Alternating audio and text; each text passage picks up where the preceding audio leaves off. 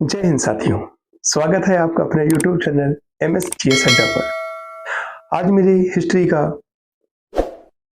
Chapter complete हो गया, आदि ऐतिहासिक काल। और वादे के मुताबिक मैंने आपसे कहा था कि मैं 100 क्वेश्चंस का MCQ लेकर आऊंगा, टेस्ट लगवाऊंगा आपसे, ताकि ये पता चले कि आपने कितनी पढ़ाई की। उसके हिसाब से आज मैं क्वेश्चंस लेकर आया हूँ।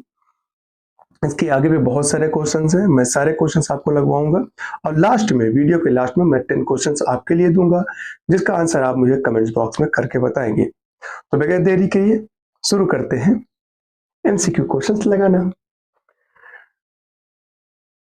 तो देखिए, प्रश्न नंबर 1 में कहा जा रहा है कि इतिहास के तहत किसका अध्ययन किया जाता है। क्या बोला? कह रहा है कि इतिहास के तहत किसका अध्ययन किया जाता है। तो ऑप्शन नंबर 1 अतीत का, ऑप्शन नंबर 2 शासन का, समाज का, या इनमें से कोई नहीं। तो इसका आंसर होगा अतीत का। इसका मैं एक्सप्लेनेशन यहां नहीं करूंगा, इसलिए नहीं करूंगा क्योंकि मैं सारी चीजों की वीडियो में बना के डाल चुका हूं। जिसने भी नहीं देखी वो प्लेलिस्ट पे जाकर सारी वीडियो देख सकता है, उसमें आपको सारी चीजें पता चल जाएगी। यहां सिर्फ मैं MCQ क्वेश्चंस कराने आया हूं, ठीक है। क्वेश्चन नंबर 2 में दिया है, प्रथम यूनानी इतिहासकार कौन था। ऑप्शन 1 प्लिनी, ऑप्शन 2 हेरोडोटस, तीसरा सुकरात, ऑप्शन नंबर 4 होमर। तो इसके आंसर आप लोग जल्दी जल्दी कमेंट्स बॉक्स में करें कि आपको कितना पता है। तो इसके आंसर है हेरोडोटस, जिसे प्रथम यूनानी इतिहासकार कहा जाता था। क्वेश्चन नंबर 3, द हिस्ट्रीज के रचनाकार का नाम क्या है। पहला हेरोडोटस, दूसरा बर्नी, तीसरा प्लूटार्क, या इनमें से कोई नहीं। तो इसका आंसर होगा हेरोडोटस। क्वेश्चन नंबर 4 में पूछ रहा है कि सिंधु सभ्यता को आदि ऐतिहासिक सभ्यता क्यों कहा जाता है। ठीक है, सिंधु सभ्यता को आदि ऐतिहासिक सभ्यता क्यों कहा जाता है। क्या सिंधु सभ्यता के लोग पशुपालन करते थे, दूसरा लेखन कला की वजह से, या फिर तांबे की वजह से, या फिर कला की वजह से। तो लेखन कला की वजह से। क्यों? क्योंकि आदि ऐतिहासिक काल जो है था वो अधूरा काल है, जिसको अभी तक पढ़ा नहीं जा सका है। इसकी लेखन लिखी तो गई है लेकिन पढ़ी नहीं गई। क्वेश्चन नंबर 5 में पूछ रहा है कि भारत के किस क्षेत्र से सर्वप्रथम मनुष्य संबंधी पुरातात्विक प्रमाण मिले हैं। क्वेश्चन क्या है, सुन लीजिए फिर से, कि भारत के किस क्षेत्र से सर्वप्रथम मनुष्य संबंधी पुरातात्विक प्रमाण मिले हैं। आंसर नंबर 1 सोहन नदी, दूसरा बेलन नदी, तीसरा नर्मदा नदी, या फिर इनमें से तीनों है। तो इसका आंसर होगा नर्मदा नदी पर। तो जल्दी जल्दी आप लोग भी कमेंट्स बॉक्स में आंसर अपना बताते चलें, ठीक है, ताकि पता चलता रहे कि आपने कितनी पढ़ाई की और आपको कितना याद है। अब आप देखेंगे क्वेश्चन नंबर 6। तो इसमें लिखा है कि भारत में सर्वप्रथम पूर्व पाषाण कालीन उपकरण रॉबर्ट ब्रूस फुट को कब मिला। तो मैंने आपको बताया है, पहले भी वीडियो मेरा लेक्चर में पढ़ा है, उसको देख लेंगे तो आपको सब बातें क्लियर होगी। जो नए लोग होंगे और जो पुराने लोग हैं उनको तो बातें पता है, इसका आंसर तो जरूर पता होगा कि भारत में सर्वप्रथम पूर्व पाषाण कालीन उपकरण रॉबर्ट ब्रूस फुट को कब मिला। तो मैंने आपको बताया था कि कब मिला था, तो 1863 ईस्वी में। क्वेश्चन नंबर 7 में लिखा है कि भारत में प्रागैतिहासिक पुरातत्व का जनक किसे कहा जाता है। मैं हट जाता हूं, आप कॉपी में नोट डाउन भी करते जाएं, ये क्वेश्चन को रिपीट भी कर लीजिएगा आप लोग एक बार, कि भारत में प्रागैतिहासिक पुरातत्व का जनक किसे कहा जाता है। तो आंसर है Robert Bruce foot, Cunningham, Max Muller, या लुबाक को। तो आंसर आपका होगा रॉबर्ट ब्रूस फुट, ठीक है। क्वेश्चन नंबर 8 में लिखा है कि पूरा पाषाणकालीन मानव का जीवन पूर्णतया कैसा था। क्या लिखा है कि पूरा पाषाणकालीन मानव का जीवन पूर्णतया कैसा था। वह ग्रामीण थे, या प्राकृतिक था, या फिर नगरीय थे, या इनमें से कोई नहीं। तो याद रखें कि पूरा पाषाण काल में मानव का जीवन स्टार्ट हुआ था, तो वो आंसर नंबर 2 होगा, प्राकृतिक, ठीक है। तो क्वेश्चन नंबर 9 में लिखा है कि पूरा पाषाणकालीन मानव का मुख्य धंधा क्या था, मतलब वो क्या करते थे। तो शिकार करना या शिकार खेलना, दूसरा कृषि करना या पशुपालन करना, या इनमें से कोई नहीं। तो देखिए पूरा पाषाण काल के आदि मानव जो थे वो अपने जीवन को बिताने के लिए, भूख को मिटाने के लिए वो शिकार करने खेलते थे। ठीक है, तो आंसर नंबर 1। क्वेश्चन नंबर 10 में लिखा है पूरा पाषाण काल के आदि मानव के मनोरंजन का साधन क्या था? संगीत, क्वेश्चन आंसर नंबर 2 कृषि, या ऑप्शन 3 शिकार, या फिर जुआ। क्या करते थे मनोरंजन करने के लिए? तो मनोरंजन करने के लिए वो लोग शिकार ही किया करते थे। अब हम देखेंगे क्वेश्चन नंबर 11 कह रहा है कि पूरा पाषाण युग में मनुष्य द्वारा की गई सबसे बड़ी खोज क्या थी? कि पूरा पाषाण काल में युग में मनुष्य द्वारा की गई सबसे बड़ी खोज क्या थी?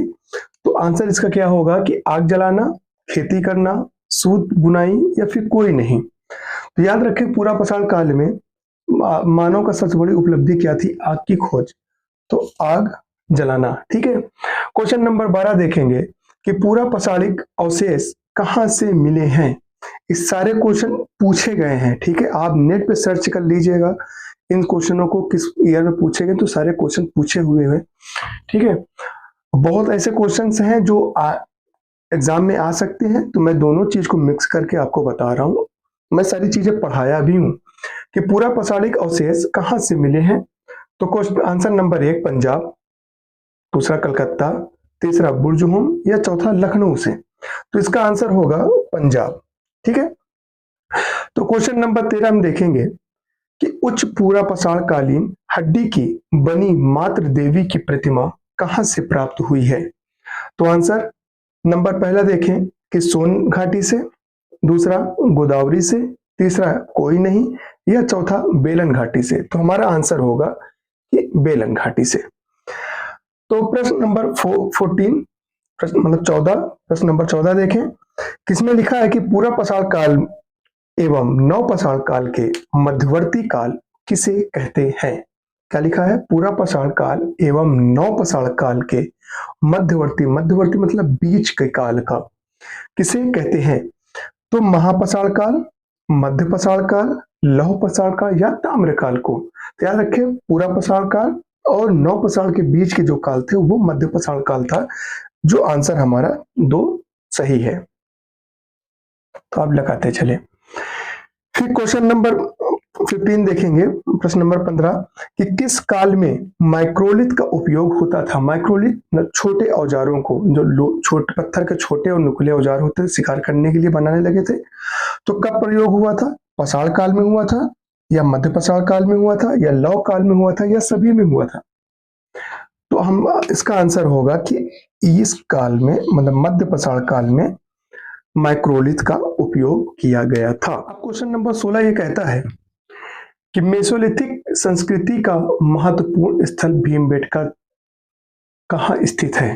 भीमबेटका स्थित है कहाँ पर? ठीक है, देखिए अगर थोड़ा सा छोटा दिख रहा हो या जो दिख रहा है तो मैं बोल रहा हूं तो उससे भी आप सुनते चले। तो ये कह रहा है कि मेसोलिथिक संस्कृति का महत्वपूर्ण, ठीक है, महत्वपूर्ण स्थल भीमबेटका स्थित है। तो कहाँ पे स्थित है? पाकिस्तान में है कि मध्य प्रदेश में, राजस्थान में कि उत्तर प्रदेश में। तो इसका आंसर हमारा होगा कि ये स्थित जो है वो मध्य प्रदेश में स्थित है। ठीक है, क्वेश्चन नंबर 17 वो कह रहा है कि भीमबेटका किसके लिए प्रसिद्ध है। तो हमने आपको पहले बताया था भीमबेटका चित्रकारी के साक्ष्य वहां से मिले थे, वहां गुफाओं से, तो इसलिए गुफाओं में चित्र के लिए प्रसिद्ध है। क्वेश्चन नंबर 18 कह रहा है कि कौन सा स्थल प्रागैतिहासिक चित्रकला के लिए प्रसिद्ध है। कौन सा स्थल प्रागैतिहासिक चित्रकला के लिए प्रसिद्ध है। तो इसका आंसर क्या होगा? अजंता, भीमबेटका, मोहनजोदड़ो, या अमरावती। तो देखिए चित्रकला का जब भी नाम आए तो हमेशा हम भीमबेटका का ही आंसर लगा देंगे। ठीक है, ये क्वेश्चन अब आपको बताना है, कमेंट्स बॉक्स में जल्दी से कमेंट्स करके इस क्वेश्चन का आंसर दें। क्वेश्चन कह रहा है कि भारत के किस शिलाश्रय से सर्वाधिक चित्र प्राप्त हुए हैं। ये कमेंट बॉक्स में जल्दी से कमेंट्स करें, मुझे समझ में आना चाहिए कि आपको क्वेश्चन आ रहे हैं कि नहीं आ रहे हैं। इसके आगे क्वेश्चन नंबर 20 बोल रहा है, ये क्वेश्चन आपके लिए इसलिए मैंने इसका आंसर नहीं बताया, इसको आपको करना है। अभी लास्ट में मैं आपको कम से कम 10 क्वेश्चंस दूंगा जिसका आंसर आपको कमेंट्स बॉक्स में देना ही है, ठीक है, हर हाल में। अगर वाकई आप पढ़ रहे हैं, स्टूडेंट हैं, तैयारी में जुटे हुए हैं, आपको लगता है कि आपको आ रहे हैं आंसर, तो प्लीज कमेंट्स बॉक्स में कमेंट जरूर करें इसका आंसर। तो क्वेश्चन नंबर 20 बोल रहा है कि पाषाण युगीन लोगों ने सबसे पहले किसे पालतू बनाया?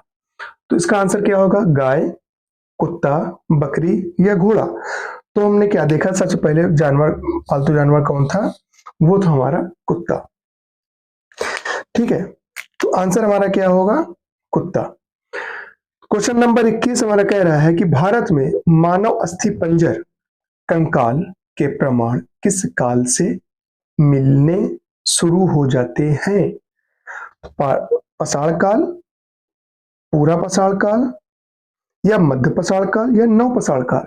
तो याद रखें कि जो अस्थि, मानव के अस्थि पंजर, जो कंकाल प्रमाण जो मिलते हैं हमें, वो हमें मध्य पाषाण काल से मिलना शुरू हो जाते हैं। इसका आंसर मध्य पाषाण काल होगा। अब क्वेश्चन नंबर 22 हमारा ये कहता है कि नव पाषाण कालीन मानव जीवन की विशेषता कैसी थी? तो आंसर क्या होगा कि खेती, पशुपालन या स्थायी बस्तियों वाली जिंदगी, या इनमें से सभी, मतलब तीनों या सभी। तो अब आप बताएं कि नव पाषाण कालीन मानव के जीवन की विशेषता क्या थी? क्या वे स्थायी हो गए थे? क्या वो खेती करना शुरू कर दिए थे? क्या वो पशुपालन भी करना शुरू कर दिए थे? अगर शुरू कर दिए थे तो तीनों थे। तो आंसर हमारा क्या होगा? इनमें से सभी, मतलब तीनों। चलिए, फिर क्वेश्चन नंबर 23 हमारा कहता है कि मनुष्य किस काल में खाद्य संग्राहक से खाद्य उत्पादक बन गया? ठीक है, क्या बन गया? खाद्य संग्राहक से खाद्य उत्पादक। कि मनुष्य किस काल में खाद्य संग्राहक से खाद्य उत्पादक बन गया?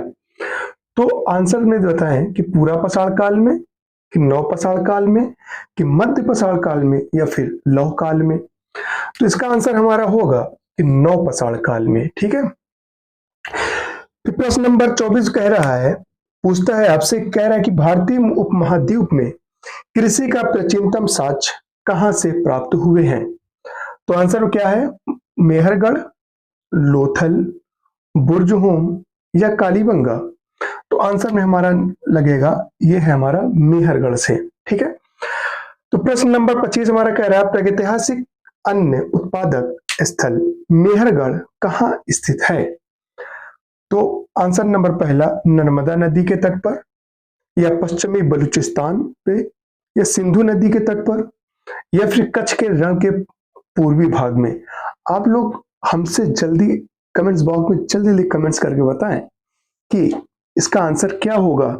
तो हम लोग बताएं, लिखते हैं कि इसका आंसर पश्चिमी बलूचिस्तान से, ठीक है। प्रागैतिहासिक अन्न उत्पादक स्थल मेहरगढ़ जो हमें प्राप्त हुआ था वो पश्चिमी बलूचिस्तान से प्राप्त हुआ था,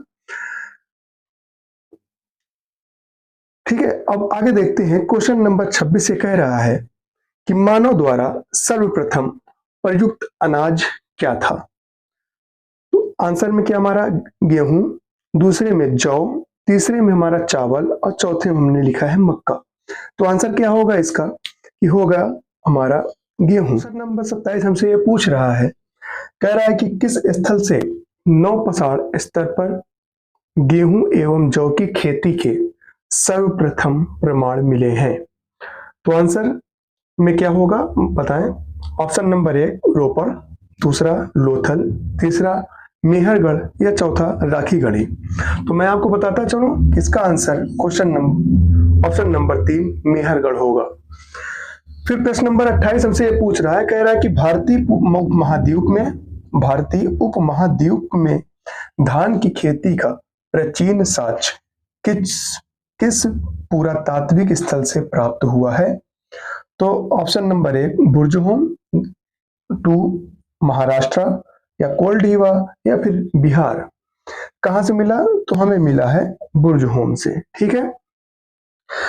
फिर क्वेश्चन नंबर 29 हमसे ये कह रहा है कि खाना बदोश आदमी जो दर भटकता रहता था शिकार के लिए, उसी के लिए कह रहा है कि खाना बदोश आदमी किस काल में अपना स्थायी रूप से घर बनाया? तो ऑप्शन नंबर 1 नवपाषाण काल, मध्यपाषाण काल या ताम्रकाल में या फिर लौह काल में। तो मेरा आंसर होगा कि नवपाषाण काल में मन आदमी ने, खाना बदोश आदमी जो थे वो अपना स्थायी रूप से घर बना लिया क्योंकि उन्होंने कृषि करना शुरू कर दिया था।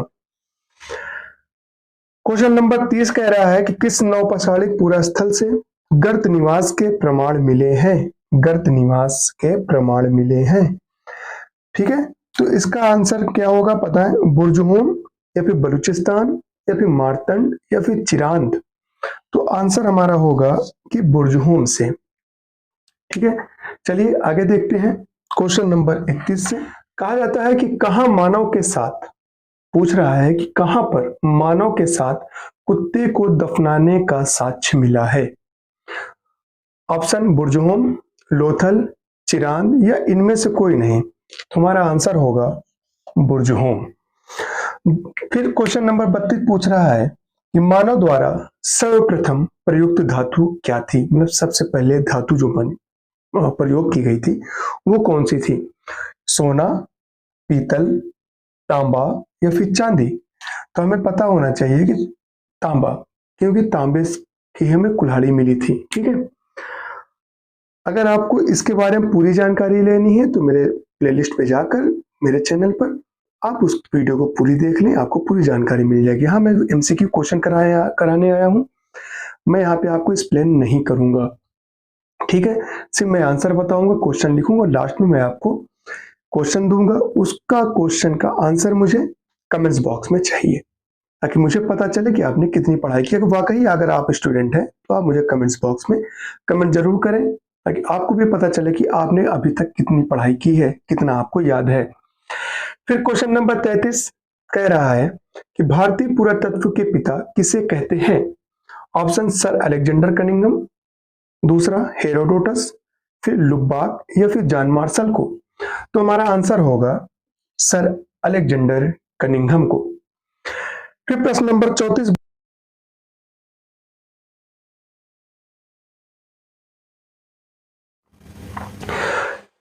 ऑप्शन मध्यपाषाण या पुरापाषाण या फिर नवपाषाण या फिर ताम्रकाल के मानव ने। तो याद होना चाहिए कि नवपाषाण काल में ही मानव ने कृषि करना शुरू कर दिया था और उसी तक उसको किसान कहा जाने शुरू हुआ। तो इनका जीवन जो है किसान का जीवन जीना शुरू कर दिया था नवपाषाण काल में। फिर क्वेश्चन नंबर 35 ये कह रहा है कि किस काल के मानव ने चाक निर्मित मृद भांड, मिट्टी के बर्तन, चाक निर्मित मृद भांड क्या होता है? मिट्टी के बर्तन, जो कि मानव इतिहास में एक बड़ी उपलब्धि थी, किस काल में? ठीक है, पहला ऑप्शन है ताम्रकाल, दूसरा है मध्यकाल, मध्यपाषाण काल, तीसरा है नवपाषाण काल और चौथा है पाषाण काल। तो आप हमें बताएं कि इसका आंसर क्या होगा। तो मैं आपको यह बताऊं कि इसका आंसर नवपाषाण काल होगा। चलिए फिर आगे हम देखते हैं क्वेश्चन नंबर 36 से। तो 36 हमारा क्वेश्चन ये पूछ रहा है कि किस स्थल से, क्या पूछ रहा है? पूछ रहा है कि किस स्थल से कपास की खेती का प्रथम साक्ष्य प्राप्त हुआ है।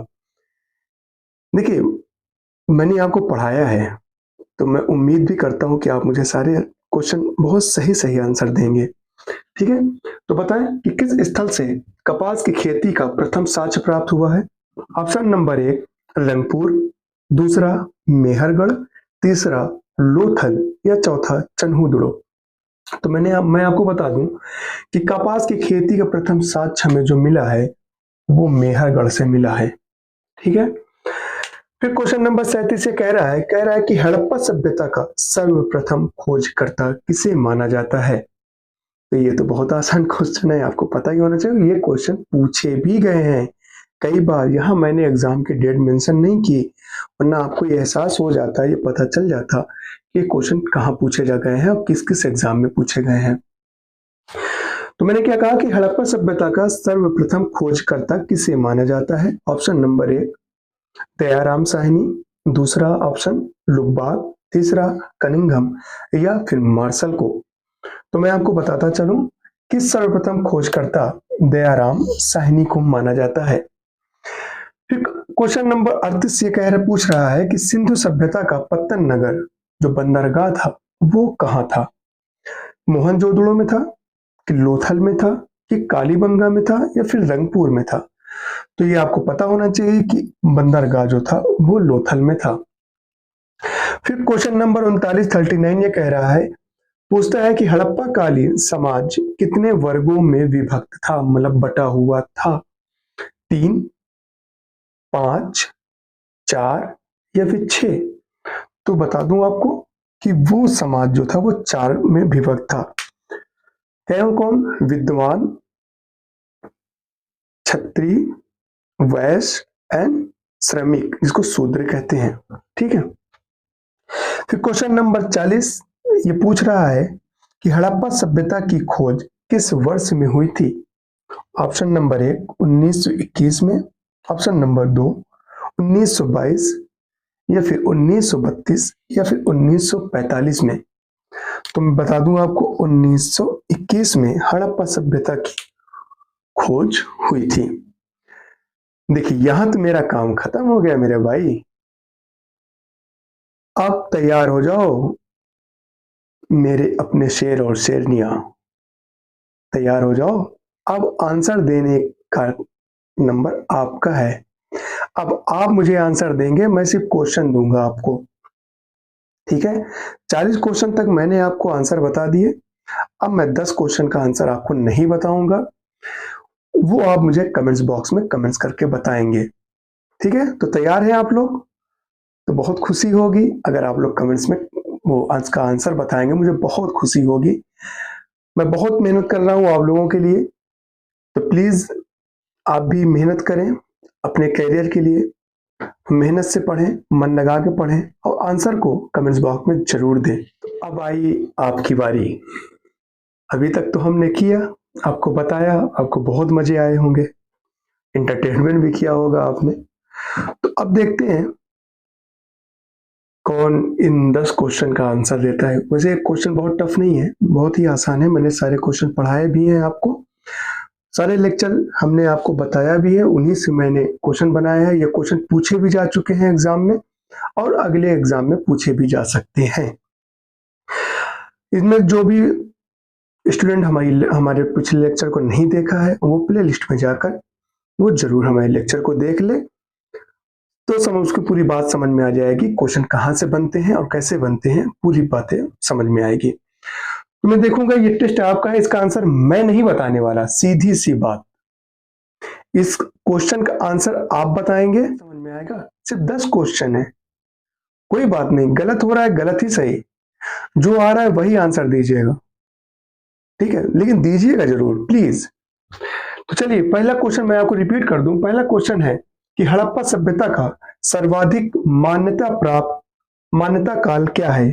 ठीक है, क्या माना जाता है, कब कब की सभ्यता है? तो क्वेश्चन नंबर 2 में पूछ रहा हूं कि सिंधु घाटी की सभ्यता में घोड़े के अवशेष कहां से मिले हैं? क्वेश्चन नंबर 3 में है कि कालीबंगा किस प्रदेश में स्थित है?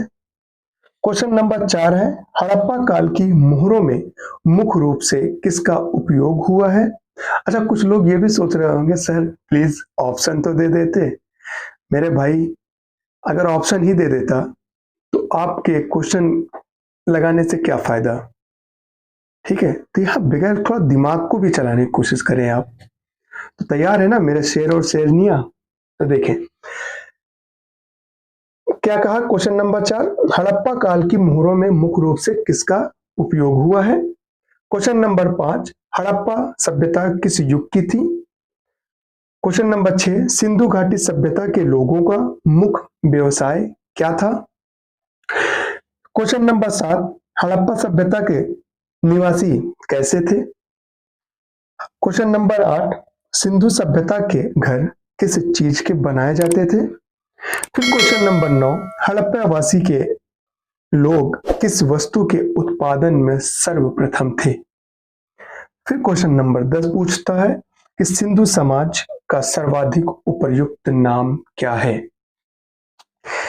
इन सारे क्वेश्चन को मैं हट जा रहा हूं, आप स्क्रीनशॉट ले रहे हैं या फिर नोट कर लीजिए आप।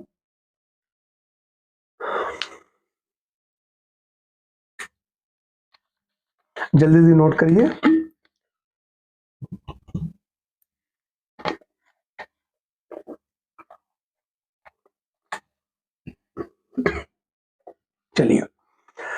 कैसा लगा आपको आज का सेशन?